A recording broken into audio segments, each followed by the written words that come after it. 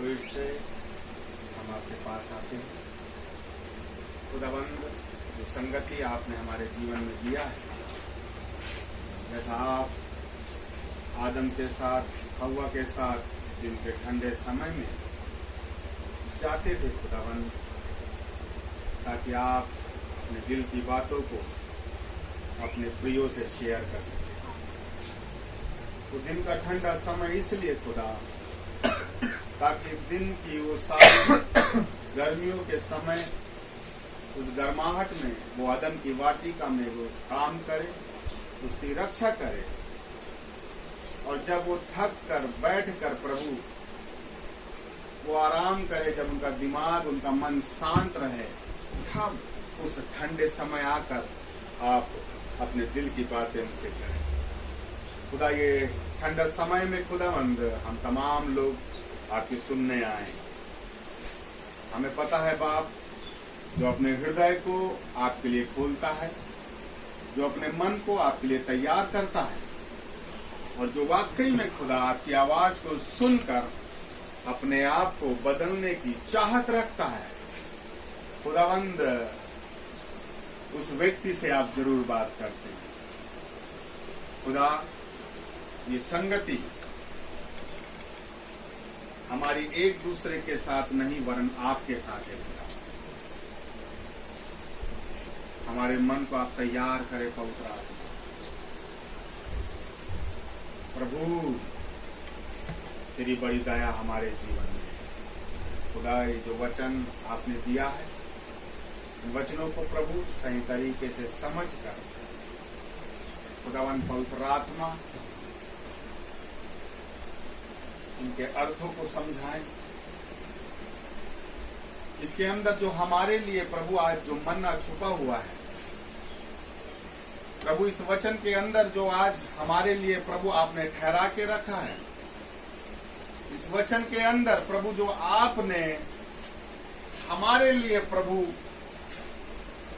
जो प्रकाशन रखा हुआ है, प्रभु आज उस मन्ना को, उस प्रकाशन को हमारे बीच में छितरा दे खुदा, ताकि हम अपने अपने काम का मन्ना, हम अपने काम की चीजें, हम अपने काम का प्रकाशन ले सकें। और प्रभु, ये जो प्रकाशन आप दें, ये जो चेतावनी आप हमें दें, या जो भी आप हमें सिखाएं खुदा, हम उसे तुरंत करने पाए खुदा। उसके लिए प्रभु हम अलग से दिन ठहराकर उस काम को पूरा करने की कोशिश ना करें, लेकिन जब तेरी आवाज, जिस पहर तेरी आवाज हम तक पहुंचे, उसी पहर से प्रभु हम तेरा काम चालू कर सके। खुदा, मैं इसी प्रार्थना करता हूं। धन्यवाद यीशु मसीह के नाम से मांगता हूं। गलातियों की किताब उसका 2 अध्याय और 18वां पद हमने पढ़ा, जहां पर इस प्रकार से लिखा है, क्योंकि जो कुछ मैंने गिरा दिया, यदि उसी को फिर बनाता हूं, तो अपने आप को अपराधी ठहराता हूं। हम परमेश्वर के साथ चलने वाले लोग हैं, और कई बार जब हम परमेश्वर के साथ चलना चालू करते हैं, तो खुदा की ये खासियत है कि वो जब हमें लेके चलता है, तो वो हमारे जीवन को बहुत बेहतर जानता है, हमारी सोच को बेहतर जानता है, हमारी कल्पना को, और हम किस गहराई में खुदा से जुड़े हैं, और हम कितने निसंदेह हैं, निसंकोच हैं, हमारे अंदर कितना साहस है। हर एक पहलू को खुदा बड़े अच्छे तरीके से जानता है। हमें लोग कई पहलू में हमें लोग बहुत अच्छा जानते हैं, लेकिन कई पहलू में लोग हमें बेहतर नहीं जानते। चाहे आप मुझे जानो, या गोपाल को, या अंशु को, किसी को भी, या अपने परिवार के किसी व्यक्ति को। मनुष्य की सोच एक लिमिटेड है। जब वो किसी व्यक्ति के साथ उठता बैठता है, तो वो उसे एक लिमिटेड ही समझ सकता है। लेकिन खुदा की सबसे अच्छी विशेषता है कि वो मेरे पारिवारिक जीवन को बहुत अच्छे से जानता है, वो मेरे संसारिक जीवन को बहुत अच्छे से जानता है, वो मेरे आत्मिक जीवन को बहुत अच्छे से जानता है। मेरे 24 घंटे में मेरे हर एक पहलू में कोई भी ऐसा क्षेत्र नहीं है जहां पर वो ये बोले कि नहीं मैं रजनीश को ना यहां कम जानता हूं। बहुत अच्छे से जानने वाला खुदा है। तो खुदा जब हमें लेके चलता है तो उसके दिमाग में हमारे लिए एक बेहतर सोच होती है। लेकिन जब इर्मिया की किताब आप उसका पहला अध्याय पढ़ें कि जब परमेश्वर इर्मिया के बारे में सोच रहा है, बातें कर रहा है, तो देखिए क्या बातें करता है। क्या लिखा है 10वें पद में, 1:10 में, सुन मैंने आज के दिन तुझे जातियों और राज्यों पर अधिकारी ठहराया है। ठीक है, ठहराया है भाई। फिर क्या लिखा है, उन्हें गिराने और ढा देने के लिए। सबसे पहले क्या है, गिराने और ढा देने के लिए। फिर क्या लिखा है, नष्ट करने और काट डालने के लिए। पहले क्या परमेश्वर इर्मिया को बोल रहा है कि तुझे ठहराया है ताकि तू क्या करे, गिराने के लिए, ढा देने के लिए, नष्ट करने के लिए, काट डालने के लिए, या उन्हें बनाने और रोपने के लिए। परमेश्वर सबसे पहले जब हमारे जीवन में काम करना चालू करता है तो वो एकदम से अपनी नींव खोद कर, अपने वचन के रद्दे को रखकर, प्रकाशन को रख के, प्रार्थना का जीवन रखकर एकदम से वो एक अच्छी इमारत नहीं बना देता। लेकिन खुदा की एक खासियत है कि सबसे पहले वो ये देखता है कि इसके जीवन में ऐसा कौन सा हिस्सा है जहां मुझे इसको तोड़ने की जरूरत है। खुदा सबसे पहले, बनाने से पहले हमारे जीवन के उस हर एक क्षेत्र में वो काम करके उन दीवारों को हमारे जीवन से तोड़ना चाहता है जिन दीवारों के माध्यम से हम खुदा तक नहीं पहुंच पाते। और कई हिस्सों में खुदा हमारे जीवन की उन दीवारों को, उन कमियों को, उन पापों को हम पर प्रकट करता है ताकि हम खुद समझ सके कि हाँ मेरे जीवन में ये हिस्सा है जहां पर मैं बार बार गिर रहा हूं। ये हिस्सा है जहां पर मैं खुदा की नजरों में सही साबित नहीं हो पा रहा हूं। हाँ मेरे जीवन में एक ऐसा हिस्सा, एक ऐसा क्षेत्र, एक ऐसी बातें हैं जहां पर मैं बार बार मैं गिर रहा हूं। कई बार हम खुदा को बोल देते हैं, खुदा आप हमारे जीवन में काम करें, आप हमें बदल दें, आप हमारे जीवन को नया कर दे, तरोताजा कर दे, सब ठीक। लेकिन खुदा कई बार अपने लोगों को वो नहीं तोड़ता। वो आपको प्रकाशन देता है, आपके अंधेरे में छुपी हुई उन पापों को, उन दीवारों को, उन कमियों को आपकी आंखों के सामने लाता है ताकि मैं खुद ये समझ सकूं कि हाँ खुदा मेरी आंखों ने मेरे जीवन के उस हिस्से को देख लिया जहां पर मैं पाप कर रहा हूं, जहां पर मैं गिर रहा हूं। और जब मैं जान जाता हूं कि हाँ मैं इस हिस्से में मैं पापी हूं, मैं कमजोर हूं, और जब मैं खुदा के पास जाता हूं कि खुदा मैं यहां पर बार बार गिर रहा हूं, तब खुदा मुझे सामर्थ्य देता है कि जिन चीजों में मैं बार बार गिर रहा हूं उस सामर्थ्य के द्वारा मैं क्या हो सकूं, मैं खड़ा हो सकूं। बाइबल कहती है हम परमेश्वर के सहकर्मी हैं। आधा काम मुझे करना है और आधा काम खुदा करेगा। आधा काम मेरा यह है कि मैं अपने जीवन के उस हिस्से को खुदा के सामने रखूं कि हाँ खुदा मेरे से ये नहीं हो पा रहा, इस हिस्से में मैं कमजोर हो रहा हूं, इस हिस्से में प्रभु मैं कमांड नहीं कर पा रहा, मैं जयवंत नहीं हो पा रहा, खुदा बार बार मैं इसी चीज में गिर रहा हूं। मेरी सालों की जो मेहनत है, खुदा तेरे साथ जो संगति का असर है, पवित्र आत्मा की उपस्थिति है, ये सारी चीजें हैं, लेकिन इन सारी चीजों के बाद भी मैं इस कमी में गिर रहा हूं, मुझसे नहीं हो रहा। तब खुदा हमें सामर्थ्य देता है और उसी चीज में जहां हम बहुत कमजोर होते हैं उसी में हमें सामर्थ्य बना देता है। हमें हमारा काम करना है। जब हम अपने जीवन के उस हिस्से को जानकर उसे तोड़ते हैं तब जाके खुदा क्या काम चालू करता है, कुछ बनाने का काम चालू करता है। अगर जिसने अपने जीवन को तोड़ा ही नहीं है तो खुदा कैसे काम करेगा। कुरिन्थियों में साफ लिखा है, खुदा कभी दूसरे की नींव में अपना रद्दा नहीं रखता। वो बोलता है कि पहले तुम्हें इस फाउंडेशन को तोड़ना पड़ेगा। अब मुझे जानने की जरूरत है कि भाई मेरे जीवन में ऐसा कौन सी नींव है जो मैंने गलत डाल के रख दी है और जिस नींव के चलते खुदा मैं इतनी प्रार्थना कर रहा हूं, मैं उपवास रह रहा हूं, मैं सारी चीजें कर रहा हूं, लेकिन जब तक वो फाउंडेशन गलत है, और आप खुदा में कितनी भी मेहनत कर लें, खुदा कभी भी उस फाउंडेशन में अपनी आशीष बरकत नहीं देगा। खुदा बोलता है फाउंडेशन सही उखाड़ के फेंक देना है। उस पाप का कोई भी अंश हमारे जीवन में दिखना नहीं चाहिए, तब जाके खुदा एक काम चालू हमारे जीवन में करता है।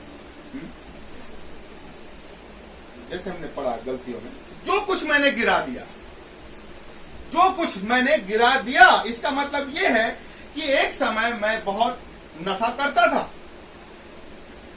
बहुत नशा करता था। मेरी अभी एक भाई से मेरी बात हुई, मतलब मेरा बहुत क्लोज है वो, हम 13-14 साल हो, 14-15 साल से हम प्रेयर पार्टनर, उससे मेरी बात हुई, और पिछले 2-3 महीने से ही हमारी बात चालू हुई। इसमें तो ऐसा था कि बात नहीं हो पाई। उसने बोला रजनीश भाई, मैं इतने साल से प्रभु में बना हूं, लेकिन उसके बाद भी ना मैं एक पाप में गिर गया, और वो पाप मेरी आंखों के सामने बना हुआ है। मैं बहुत कोशिश कर रहा हूं कि वो पाप मेरे जीवन से हट जाए। वो जो चीज मैंने कर लिया खुदा को जानने के बाद, पवित्र आत्मा और वरदान पाने के बाद, लेकिन फिर भी मैं रिपेंट करने के बाद भी खुदा भले मुझे माफ कर दिया हो, लेकिन मैं अपने आप को मैं अपने आप को माफ नहीं कर पा रहा हूं। मतलब जो दीवार खुदा ने सबसे पहले, जब हमने खुदा के साथ रहकर उसको उद्धारकर्ता ग्रहण करके हमने बपतिस्मा ले लिया, और हमने बोला कि हाँ प्रभु, मैं अपने जीवन की उन सारी दीवारों को तोड़ देता हूं। बपतिस्मा मतलब हमने जीवन की सारी दीवारों को तोड़ दिया। लेकिन 5 साल, 8 साल, 9 साल के बाद यदि मैं फिर से जिन पापों से खुदा ने मुझे निकाल के लाया, और मैंने फिर से उसी 5 साल, 7 साल के बाद उसी पाप की फाउंडेशन मैंने रखना चालू किया, और धीरे धीरे पाप की दीवार को मैंने खड़ा कर दिया, तो क्या होगा?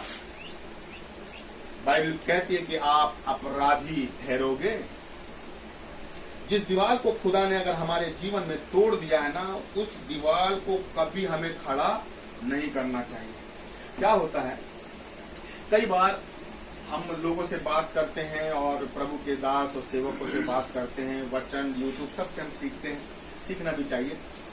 लेकिन जब हम सीखते हैं ना, तो कई हिस्सों में, कई प्रभु के दास वचन के माध्यम से कई ऐसा लगता है कि हाँ यार, मेरे जीवन में ना ये कमी है, और हम सोचते हैं कि हाँ यार, इसमें हम बदल देंगे अपने आप। लेकिन क्या हम जो चीज खुदा के दास के माध्यम से, या हमारी बाइबल स्टडी के दौरान जो खुदा ने हमसे बात किया कि हाँ मैं इस जगह पर मैं लेख कर रहा हूं, तो क्या मैं उसे बहुत जल्दी काम में लाकर उसे अपने जीवन से हटाता हूं, या फिर मैं उसको वहीं पड़े रहने देता हूं?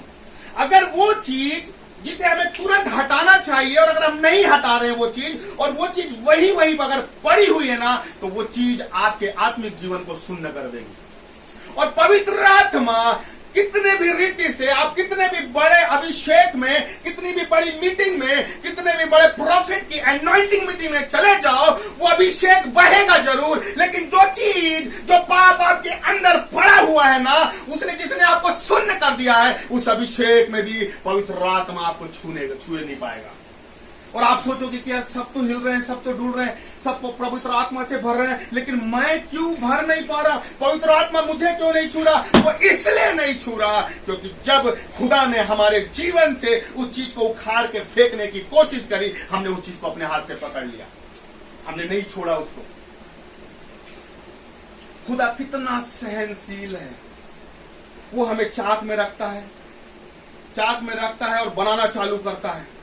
और जब बनाना चालू करता है तो देखता है कि वो पात्र बिगड़ गया, फिर उस बिगड़े हुई मिट्टी को अलग करता है, फिर जो बची हुई मिट्टी रहती है, उस बची हुई मिट्टी को फिर वो चाक में रखता है, फिर बनाना चालू करता है। बनाने के बाद फिर वो पात्र बिगड़ जाता है, और फिर वो जो बिगड़ी मिट्टी है, उस बिगड़ी मिट्टी को फिर अलग फेंकता है, फिर थोड़ी सी मिट्टी बचती है, फिर थोड़ी सी मिट्टी को वो फिर चाक में रखता है, फिर बनाना चालू करता है, और फिर वो मिट्टी बिगड़ जाती है, और बिगड़ी हुई मिट्टी को खुदा उस अच्छी मिट्टी से अलग करता है, और जो अच्छी मिट्टी बची रहती है उसको फिर चाक में रखकर फिर बनाने की कोशिश करता है।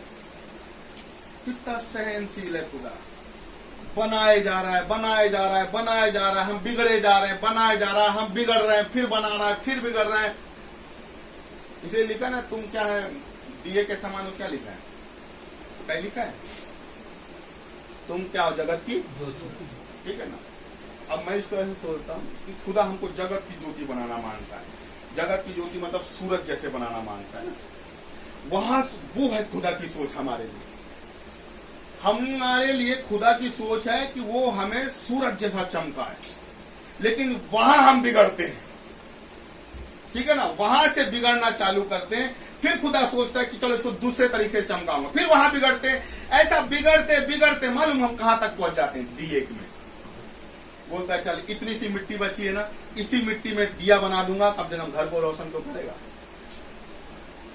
आप किसी आत्मा के जब आप काम करते हो तो कितना पेशेंस है आपके अंदर, कितना पेशेंस है। आप उस व्यक्ति को कितना सुधारने की और समझाने की कोशिश करते हैं कि चल ये नहीं बना, ये नहीं बना, ये नहीं बना, छोटा तो बनाऊंगा लेकिन बना के तो रहूंगा। ये हमारे खुदा की खासियत है।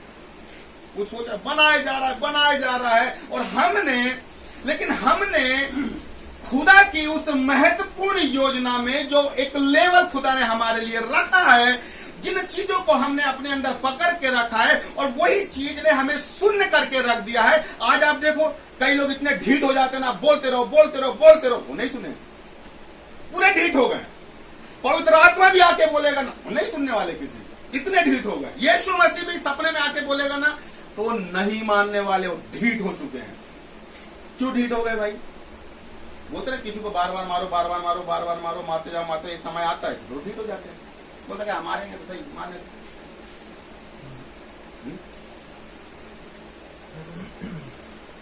एक बड़ा अच्छा बोलते हैं, उतना ही डराओ कि डर बना रहे, उतना मत डराओ कि डर ही खत्म हो जाए। लेकिन आप ये सोचे कि साहब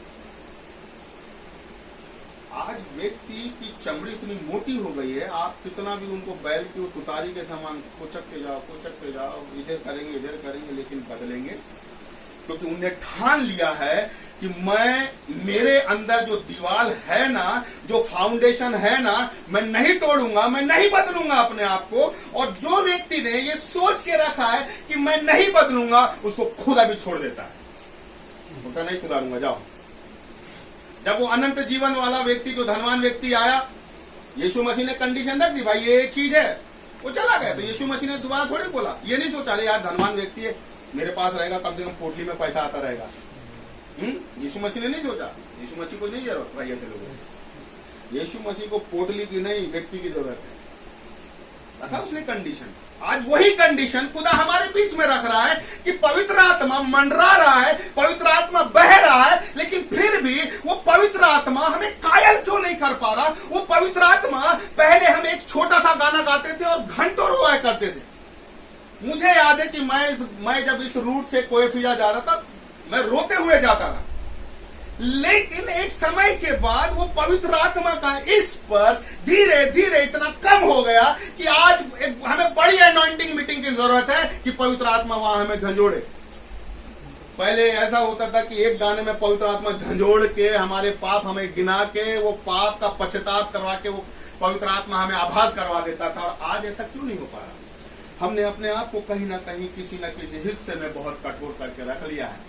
और ऐसी दीवार जब हमने खड़ा करके रख दिया ना, तो खुदा भी जब हमारे अंदर आता है, पवित्र आत्मा आता है, कई हिस्सों में आता है, कई हिस्सों में चला जाता है, लेकिन जो हिस्सा मुख्य है ना, जिसमें हमें तोड़ने की जरूरत है, वहां खुदा देखता है कि हाँ इसके जीवन में ये है पर ये बदलना नहीं चाह रहा, तो खुदा उस हिस्से में बिना काम किए निकल जाता है। साफ लिखा है कि खुदा ने खुराजीन और बैतसैदा में उनके अविश्वास के कारण क्या चिन्ह चमत्कार नहीं किया, नहीं करता। खुदा अपने शर्तों पे काम करने वाला खुदा। आप बताओ, खुदा मेरे को दिख गई है, मेरे जीवन में ये दीवार है, मैं कैसे रहने दूं? क्या हमारे शरीर में जब कोई फोड़ा होता है तो हम क्या उसको छुपा के रख देते हैं, ढाक के रख देते हैं, पट्टी बांध के रख देते हैं क्या? नहीं रखते ना, बताते हैं कि हाँ घर में बताते हैं भाई, डॉक्टर के पास जाते हैं। वही चीज हमारे खुदा के साथ है कि जब हमारे जीवन में कोई ऐसा फोड़ा पैदा हो जाए ना, तो उस फोड़े को हमें यीशु के मसीह के पास लेके जाना है। और वो ऐसा खुदा है, ना चीड़ करेगा ना फार करेगा, बस आपके पछताव के आंसू से ही वो फोड़ा खुदा ठीक कर देगा। आपको हमें खुदा के पास जाना है, बताना है कि हाँ खुदा मेरे जीवन में है, मेरे जीवन। मैं सोचता हूँ उस बंदे ने अपना पाप, मैं आपको नहीं बताना मांग रहा क्या है तो, लेकिन मेरे अपने सामने जब उसने ये नहीं सोचा यार रजनीश मेरे साथ का, यार मैं अपने पाप बताऊंगा कल मेरे ही मजे लेगा, या जो भी चीजें हैं आदि बहुत सारी चीज, तो लेकिन सीधे मन से उसने मुझे बताया। मैं ठीक है उससे तो बातचीत हुई, लेकिन मैं खुदा का बोला यार खुदा इतना बड़ा पाप करने के बाद भी ये व्यक्ति बड़े आसानी शब्दों से मेरे सामने अगर वो पाप मान रहा है, तो तेरे सामने तो पता नहीं किस लेवल से वो पश्चाताप कर रहा होगा। उसे ढापा नहीं अपनी गलती। आज ढापने वाले लोग हैं, ढाप देंगे। गलती हुई, कई लोग हैं जो अपने पाप को देखने के बाद भी खुदा से भी ढाप देंगे और खुदा के लोगों से भी ढाप देंगे। वो जगह शून्य पड़ जाएगी, उस जगह पर पवित्र आत्मा काम नहीं करेगा, वो जगह बंजर भूमि के समान हो जाएगी और कभी फलवंत नहीं होगी। जिस चीज से खुदा ने मुझे निकाल दिया ना, वो दीवार मुझे कभी खड़ी नहीं करना है। यदि खुदा ने मुझे नशे से निकाल दिया, पाप से निकाल दिया, जीवन के किसी भी ऐसे बुरे हिस्से से अगर मुझे निकाल दिया है, तो मेरी जवाबदारी है कि 10 साल हो जाए, 15 साल हो जाए, उसमें कभी भी मुझे कड़वी जड़ फूटने नहीं देना है। और मुझे ध्यान रखना है कि इसी फाउंडेशन में एक समय संसार की फाउंडेशन थी, पापों की फाउंडेशन थी, लेकिन खुदा ने मुझे फाउंडेशन से मुझे निकाला है और अपनी फाउंडेशन डाला है। यहूदा पहले चोर था, लेकिन जैसे ही बपतिस्मा लिया तो कई समय तक चोरी नहीं किया। उसने वो दीवार तोड़ दिया, लेकिन क्या किया उसने? जैसे ही पोटली उसके हाथ में आई, खुदा की थैली उसके हाथ में आई, वो दीवार जो उसने एक समय में तोड़ दिया था ना चोरी की, वो चोरी फिर से वो चालू कर दिया। उसने उस दीवार को क्या किया? फिर से बना दिया। और यही दीवार आगे चल के 30 चांदी के सिक्कों में बदल गई और उसी पैसों के चलते उसने फांसी लगा लिया।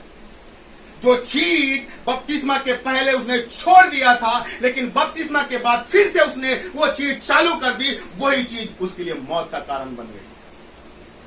हम जो चीज खुदा ने बपतिस्मा के पहले हम करते थे, लेकिन बपतिस्मा के बाद हमने उस चीज को छोड़ा है, तो हमें जीवन भर उसे छोड़े रहना है और ध्यान रखना है, नहीं तो यही चीज हमें लेकर डूब जाएगी।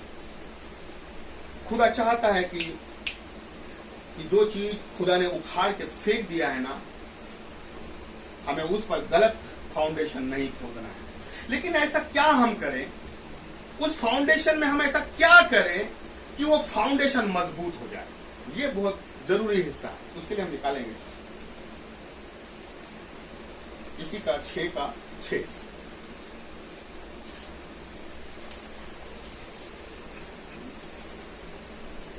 कोई पढ़ लो। जो वचन की शिक्षा पाता है वह सब अच्छी वस्तुओं में सिखाने वाले को भागी कहे। बाइबल क्या कह रही है? जो वचन की शिक्षा पाता है,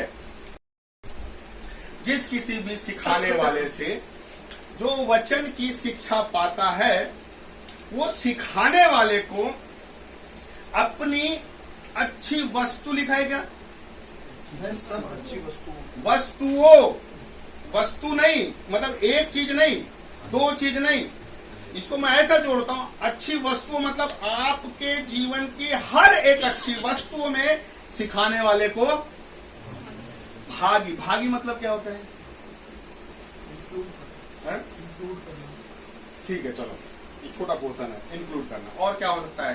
बोला किसी को भाग देना, हिस्सेदारी कि मेरे जीवन में ये हिस्सा मुझे खुदा की तरफ से मिला है, ये हिस्सा सिखाने वाले को जिसने मुझे वचन की शिक्षा मुझे दिया है। हिस्सेदारी, ये एक सही लहजा है, ठीक है ना? इंक्लूड करना, चलो भाई इंक्लूड कर दिए। कई लोग केवल इतना इंक्लूड करते हैं कि हाँ धन्यवाद की प्रार्थना कर लो, छोटी सी मीटिंग धन्यवाद ही रख लो, उतने में भैया जो भी देना है दिए, और वो अपने घर और अपने घर, है ना? लेकिन खुदा बड़ा है तो उस लेवल से हमें सोचना है। चलो, जब खुदा ने हमारे जीवन से पाप की दीवार नींव सहित उखाड़ के फेंक दी और वो जगह खाली हुई, तो हमारी जवाबदारी है कि जब फाउंडेशन खुदा ने डालना चालू किया है तो उस फाउंडेशन में जिसके माध्यम से हमें वचन मिल रहा है, जिसने हमें सिखाया है, वो भाग का एक हिस्सा उस सिखाने वाले को जाना चाहिए। क्यों भाई? क्या लिखा है? जिस पत्थर को राजमिस्त्री ने निकम्मा जाना, वही क्या हुआ? मतलब यीशु मसीह किसी के घर का नींव का वो पत्थर है जिसमें उसके घर की सारी संरचना, उस घर का सारा स्ट्रक्चर किस पे डिपेंड है? उस नींव के पत्थर पे। या जब तक वो नींव बनी रहेगी, वो घर उस नींव पे टिका रहेगा, और अगर वो नींव का पत्थर हट जाएगा तो वो घर भी ढह जाएगा। इसका मतलब यह है कि मुझे खुदा ने मेरे जीवन में कोई भी भाग, कोई भी हिस्सा, कोई भी आशीष, कोई भी चीज, कोई भी वस्तु अगर खुदा ने मुझे दिया है और मैं अपने सिखाने वाले को एक पत्थर के समान उसको अपने जीवन का एक हिस्सा देता हूं, तो वो अच्छा सिखाने वाला हमारे लिए क्या हो जाता है? हमारे नींव का पत्थर हो जाता है। और जब हम उस नींव के पत्थर में अपनी आशीषों की शुरुआत करते हैं, तो उसी नींव के पत्थर में वो पूरी आशीषों की जो घर है ना, वो उसमें बना रहता है।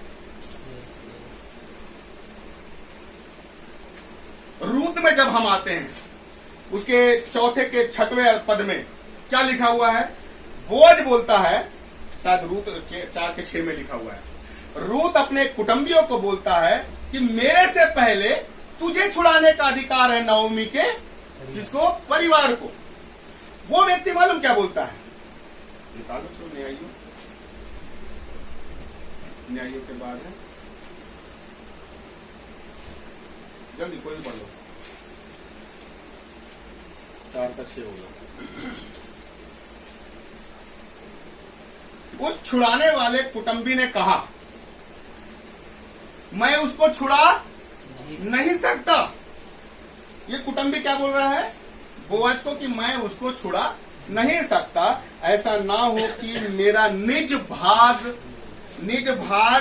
बिगड़ जाए, इसलिए मेरे छुड़ाने का अधिकार तू ले ले, क्योंकि मैं उसे छुड़ा नहीं सकता। मेन जो लाइन है, मेरा भाग बिगड़ ना जाए। ये कुटुंबी बोअज के द्वारा जो वचन कहा जा रहा है कि तू छुड़ा ले, मेरे से पहले तेरा अधिकार है उसे छुड़ाने का, तो वो बोला कि मैं इसे छुड़ा नहीं सकता। ऐसा ना हो कि मेरा जो निज भाग है, मेरी जो निज संपत्ति है, मेरे जो निज खेत है, बाड़ी है, ये सारी चीजें हैं, इसके भाग को लेने के द्वारा मेरा भाग बिगड़ जाए। हम कई बार अपने जीवन में ना कुछ ऐसा भाग बाहर का ले लेते हैं जिसके चलते हमारा निज भाग क्या होता है? बिगड़ जाता है। किसी को कुछ रेफरेंस याद आ रहा है मस्को का? इसके बाद वाला कौन सा लिखा हुआ है? पुराना पेवन। हाँ, क्या लिखा है? नए कपड़े पुराना पेवन। नए कपड़े में पुराना पैबंद। क्यों भाई? क्योंकि पुराना जो है नए में से और ले लेता है, और ये होता ही है। हमें समझना है कि वो समझ गया कि यार ये इसका पति मर गया, इसके बच्चे मर गए हैं, ये पता नहीं भाई क्या करके आई है, क्या नहीं करके आई, इसका जीवन वहां पर कैसा था, क्या नहीं। ऐसा ना हो कि मैं इससे शादी कर लूं या इसके भाग को छुड़ा लूं और इसके भाग में किसी प्रकार का पाप हो, श्राप हो, और इसके द्वारा जब इसका धन मेरे भाग में जुड़े तो उसका जो धन है मेरे भाग को क्या करे? खराब कर दे। बोले भाई मैं नहीं छुड़ाऊंगा। लेकिन जब हमारे जीवन में खुदा जो हमें भाग देता है और उस भाग में हम अपने सिखाने वाले व्यक्ति को शामिल करते हैं और उस व्यक्ति के ऊपर हम जब आशीषों के अपनी महल को बनाना चालू करते हैं, तो वही नींव का पत्थर हमारे पूरे आशीषों को संभाले रखता है। हमें चाहिए कि हम अपने सिखाने वाले को उस हिस्से में भी शामिल करें। आपका भाग वो व्यक्ति के द्वारा सदा सलामत रहेगा। वो हिस्सा कभी बिगड़ेगा नहीं, वो हिस्सा कभी बर्बाद नहीं जाएगा, वो हिस्सा कभी उखड़ेगा नहीं। क्यों? क्योंकि आपने अपने सिखाने वाले को एक भाग दे दिया है और उस भाग के द्वारा ही आपके घर में जितनी भी आशीष है उस भाग पर ठहरी रहेगी। हमें समझना है कि हमें अपने जीवन के उस पाप की दीवार को तोड़ना है और जिसने हमें सिखाया है उस व्यक्ति को उस हिस्से में शामिल करना है। और जब हम उसको थोड़े से भाग में हम उसे शामिल करते हैं, मान के चलिए इतना भाग है हमारे पास, गोपाल के पास इतना भाग है, और गोपाल ने अपने सिखाने वाले को इतने हिस्से में क्या किया, भाग दे दिया कि भैया ये आपका है।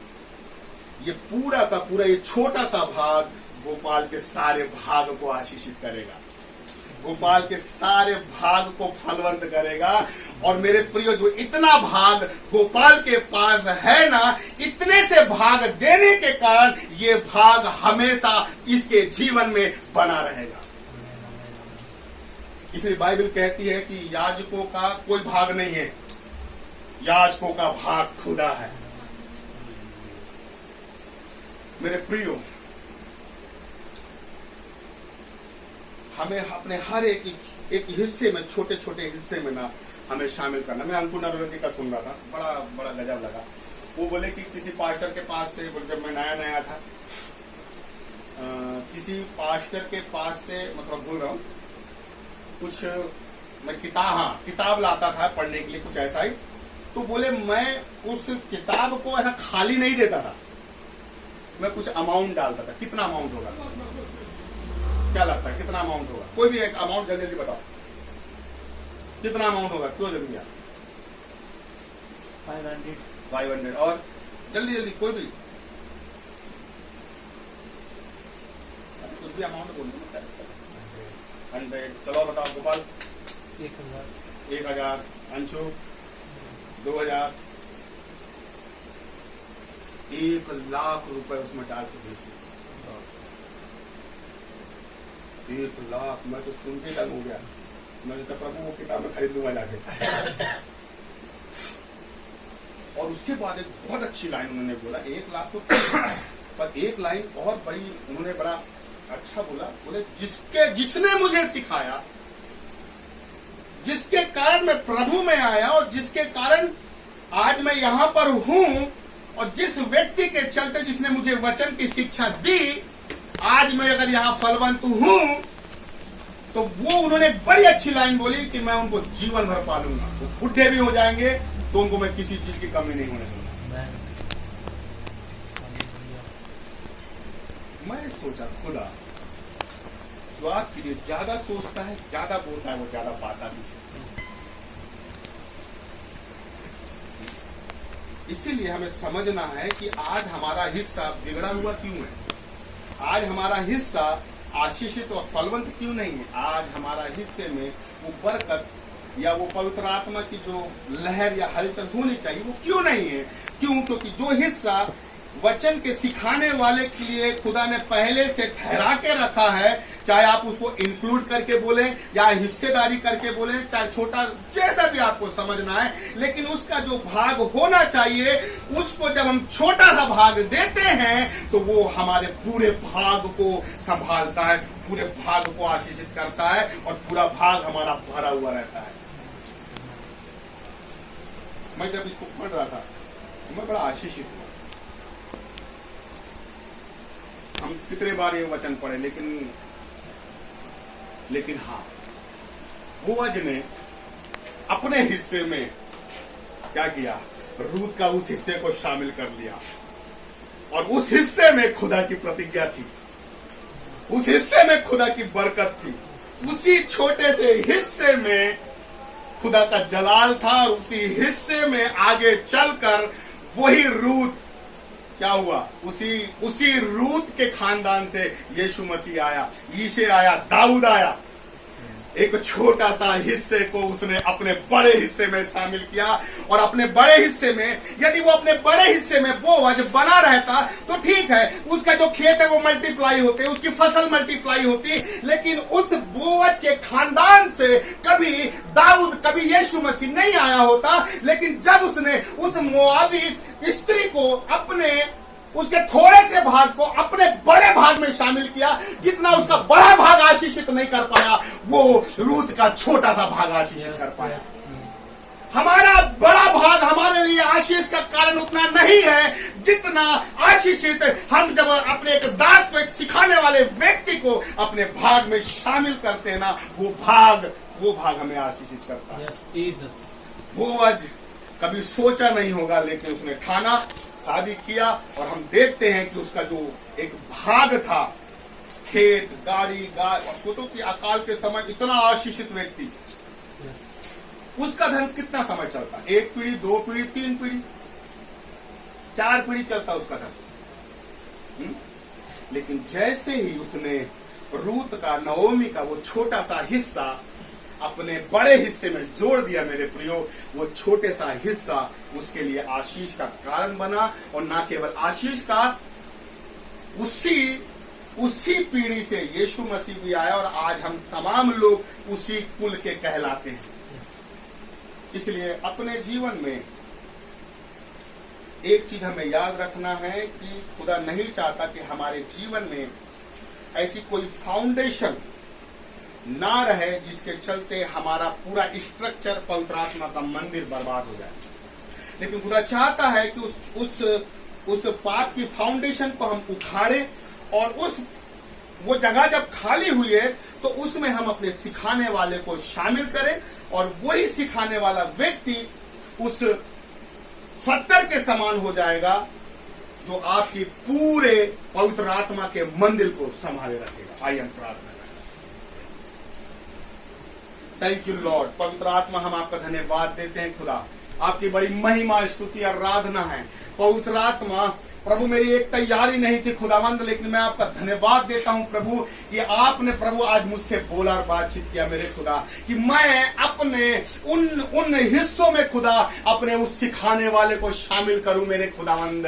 ओ यीशुए, क्योंकि प्रभु मेरा भाग बिगड़ सकता है मेरे खुदावंद, मेरा भाग बना रह सकता है खुदावंद, मेरे भाग को नुकसान पहुंच सकता है प्रभु, मेरा भाग आशीषित हो सकता है खुदा। लेकिन जब प्रभु मैं उस सिखाने वाले को अपने उस हिस्सा में शामिल करता हूं, तो वही एक छोटा सा हिस्सा मेरे तमाम क्षेत्र में खुदावंद आशीष का कारण बन जाता है मेरे खुदा। प्रभु, हम अपने पाप की दीवार को देख सके, हम अपने पाप के उस फाउंडेशन को हम तमाम लोग देखे खुदा। हम प्रभु कठोर ना हो जाए, हम जिद्दी ना हो जाए, हम हटीले ना हो जाए मेरे खुदावंद।